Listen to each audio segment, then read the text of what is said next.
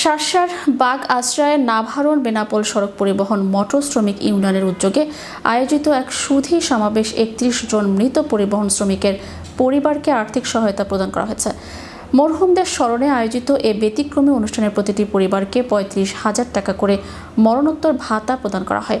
বুধবার দুপুরে বাগ আশ্রয় ইউনিয়ন বিএনপির প্রধান কার্যালয়ের সামনে এই সুধী সমাবেশ ও মরণোত্তর ভাতা প্রদান অনুষ্ঠান অনুষ্ঠিত হয়। অনুষ্ঠানে সভাপতিত্ব করেন শ্রমিক ইউনিয়নের আসন্ন নির্বাচনের সভাপতি প্রার্থী রুহুল আমিন টুটুল এবং সঞ্চালনা করেন সাধারণ সম্পাদক প্রার্থী শহীদুল ইসলাম। অনুষ্ঠানের প্রধান অতিথি হিসেবে উপস্থিত ছিলেন ইন্টার ডিস্ট্রিক্ট বাস সিন্ডিকেট যশোর অঞ্চলের সহসভাপতি ABM শামসুল আলম কাজল। তিনি বলেন, আমরা মালিক শ্রমিকদের সাথেই আমাদের কাজ।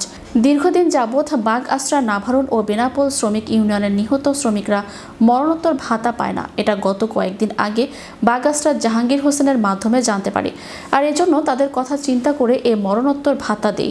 তিনি আরও বলেন, আগামী 18 জুলাই বাগ আশ্রয় নাভারণ বেনাপোল শ্রমিক ইউনিয়নের ভোটে যদি টুটুল শহীদুল পরিষদ জয়ী হয়, তাহলে পরবর্তীতে কোনো শ্রমিক মারা গেলে জানাজার আগে তাদের ভাতা পরিশোধ করা হবে বলে তিনি বলেন। বিশেষ অতিথি হিসেবে উপস্থিত ছিলেন বাগ আশ্রয় ইউনিয়ন বিএনপির সাধারণ সম্পাদক জাহাঙ্গীর হোসেন। এছাড়া অনুষ্ঠানে আরও উপস্থিত ছিলেন শার্শা উপজেলা বিএনপির সহ সভাপতি জামাল উদ্দিন, সহ সাংগঠনিক সম্পাদক আনোয়ার হোসেন বাবু, উপজেলা যুবদলের যুগ্ম আহ্বায়ক কবির হোসেন, ছাত্র দলের সদস্য সচিব সবুজ হোসেন খান সহ পরিবার শ্রমিক ইউনিয়নের বিভিন্ন পর্যায়ের নেতৃবৃন্দ। অনুষ্ঠান শেষে মরহুম শ্রমিকদের স্মরণে 1 মিনিট নীরবতা পালন করা হয় এবং তাদের পরিবারের হাতে আনুষ্ঠানিকভাবে নগদ ভাতা তুলে দেওয়া হয়। স্থানীয় শ্রমিক নেতৃবৃন্দ এই উদ্যোগকে শ্রমিকদের প্রতি দায়বদ্ধতা ও মানবিকতার অনন্য উদাহরণ বলে অভিহিত করেন। তারা জানান, ভবিষ্যতেও এ ধরনের কার্যক্রম অব্যাহত থাকবে। এবং আমি আপনাদের আরো ঘোষণা দিচ্ছি, যদি এই প্যানেল জয়ী হয়, ইনশাআল্লাহ জয়ী হোক না হোক, আপনাদের যদি শ্রমিক আল্লাহ না করুক, হায়াত রিজিক আল্লাহর হাত, যদি কেউ মারা যায়, আমি যতদিন বেঁচে আছি কিংবা আমার পরিবার থেকে যেসব শ্রমিক ভাইরা মারা যাবে তাদেরকে আমরা আমাদের পরিবারের পক্ষ থেকে, আমার পরিবারের পক্ষ থেকে আমি মরণ ভাতা দিয়ে দেব।